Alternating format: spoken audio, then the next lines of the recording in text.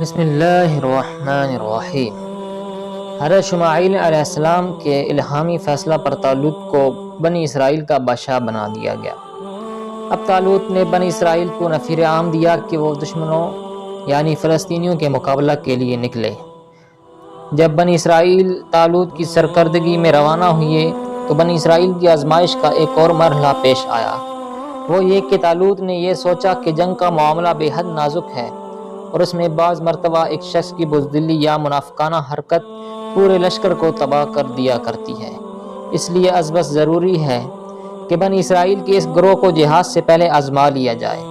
کہ کوئی شخص تعمیل حکم، ضبط نفس اور صداقت و اخلاص کا حامل ہے اور کس میں یہ اوصاف نہیں پائے جاتے اور وہ بزدل اور کمزور ہے،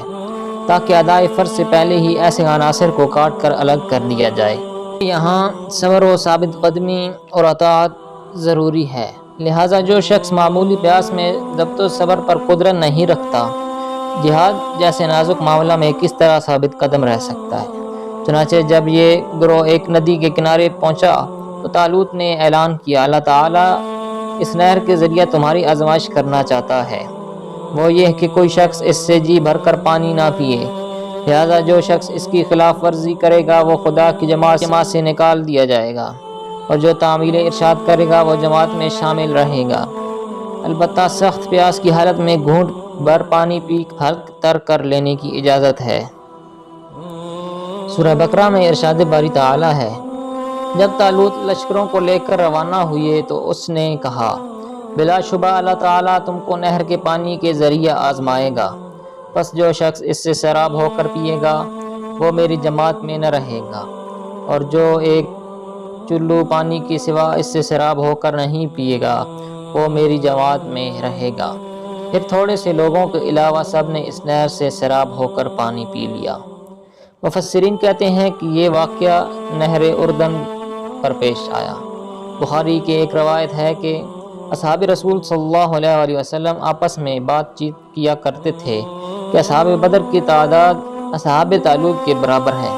بہرحال نتیجہ یہ نکلا کہ جب لشکر ندی کے پار ہو گیا تو جن لوگوں نے خلاف ورزی کر کے پانی پی لیا تھا وہ کہنے لگے کہ ہم میں جالوت جیسی کبھی ہیکل اور اس کی جماعت سے لڑنے کی طاقت نہیں ہے، لیکن جن لوگوں نے ضبط نفس اور اطاعت امیر کا ثبوت دیا تھا انہوں نے بے خوف ہو کر یہ کہا کہ ہم ضرور دشمن کا مقابلہ کریں گے، اس لیے کہ خدا کی قدرت کا یہ مظاہرہ اکثر ہوتا رہتا ہے کہ چھوٹی جماعتیں بڑی جماعتوں پر غالب آ جاتی ہیں، البتہ ایمان باللہ اور اخلاص شرط ہے۔ سورہ بقرہ میں ارشاد باری تعالیٰ ہے، پھر جب طالوت نے اور اس کے ساتھ وہ لوگ جو حکم الہی پر سچا ایمان رکھتے تھے ندی کے پار اترے تو ان لوگوں نے جنہوں نے طالوت کے حکم کی نافرمانی کی تھی کہا، ہم میں یہ طاقت نہیں ہے کہ آج جالوت سے اور اس کی فوج سے مقابلہ کر سکیں، لیکن وہ لوگ جو سمجھتے تھے انہیں ایک دن اللہ کے حضور حاضر ہونا ہے پکار اٹھے، تم دشمنوں کی کثرت اور اپنی قلت سے ہراساں کیوں ہوئے جاتے ہو؟ کتنی ہی چھوٹی جماعتیں جو بڑی جماعتوں پر حکم الہی سے غالب آ گئیں، اور اللہ صبر کرنے والوں کا ساتھی ہے۔ مجاہدین کا لشکر اب آگے بڑھا اور دشمن کی فوج کے مقابل صف آرا ہوا۔ دشمن کی فوج کا سردار جالوت نامی دیو ہیکل شخص تھا اور اس کے لشکر کی تعداد بھی زیادہ تھی۔ مجاہدین نے اللہ کی درگاہ میں اخلاص کے ساتھ دعا کی کہ دشمن کو شکست دے اور ہم کو ثابت قدم رکھ اور اپنی فتح و نصرت سے شادکام بنا۔ تورات اور کتب سیر میں آتا ہے کہ جالوت کی غیر معمولی شجاعت و بہادری نے بنی اسرائیل کو متاثر کر رکھا تھا اور اس کی مبارز طلبی کے جواب میں جھجک محسوس کرتے تھے۔ بنی اسرائیل کے اس لشکر میں ایک نوجوان بھی تھا جو بظاہر کوئی نمایاں شخصیت نہیں رکھتا تھا اور نہ شجاعت و بہادری میں کوئی خاص شہرت کا مالک تھا۔ یہ داؤد علیہ السلام تھے۔ کہا جاتا ہے کہ وہ اپنے والد کے سب سے چھوٹے لڑکے تھے اور شرکت جنگ کے ارادہ سے بھی نہیں آئے تھے، بلکہ باپ کی جانب سے بھائیوں اور دوسرے اسرائیلیوں کے حالات کی تحقیق کے لیے بھیجے گئے تھے، مگر جب انہوں نے جالوت کی شجاعانہ اور اسرائیلیوں کے پس و پیش کو دیکھا تو ان سے رہا نہ گیا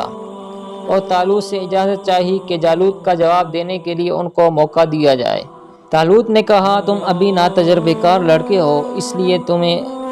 یہ موقع نہیں دیا جا سکتا۔ مگر داؤد علیہ السلام کا اصرار بڑھتا ہی رہا اور آخرکار طالوت کو اجازت دینی پڑی۔ داؤد علیہ السلام آگے بڑھے اور جالوت کو للکارا۔ جالوت نے ایک نوجوان کو مقابل پایا تو حقیر سمجھ کر کچھ زیادہ توجہ نہیں دی، مگر جب دونوں کے درمیان نبرد آزمائی شروع ہو گئی تو اب جالوت کو داؤد علیہ السلام کی بے پناہ شجاعت کا اندازہ ہوا۔ داؤد علیہ السلام نے لڑتے لڑتے اپنی گوپن سنبھالی اور طاق کر بے بپے 3 پتھر اس کے سر پر مارے اور جالوت کا سر پاش پاش کر دیا اور پھر آگے بڑھ کر اس کی گردن کاٹ ڈالی۔ جالوت کے قتل کے بعد جنگ کا پانسا پلٹ گیا اور بنی اسرائیل کی جنگ مغلوبہ جارحانہ حملہ میں تبدیل ہو گئی اور طاغوتی طاقت کو شکست ہوئی۔ اس واقعے نے حضرت داؤد علیہ السلام کی شجاعت کا دوست و دشمن دونوں کے قلوب پر سکہ بٹھا دیا اور وہ بے حد ہر دل عزیز ہو گئے اور ان کی شخصیت بہت نمایاں اور ممتاز نظر آنے لگی۔ اگرچہ قرآن عزیز نے ان تفصیلات کو غیر ضروری سمجھ کر نظر انداز کر دیا ہے یا حقیقتاً یہ تفصیلات خود اپنی جگہ پر صحیح نہیں ہیں، لیکن اس بات پر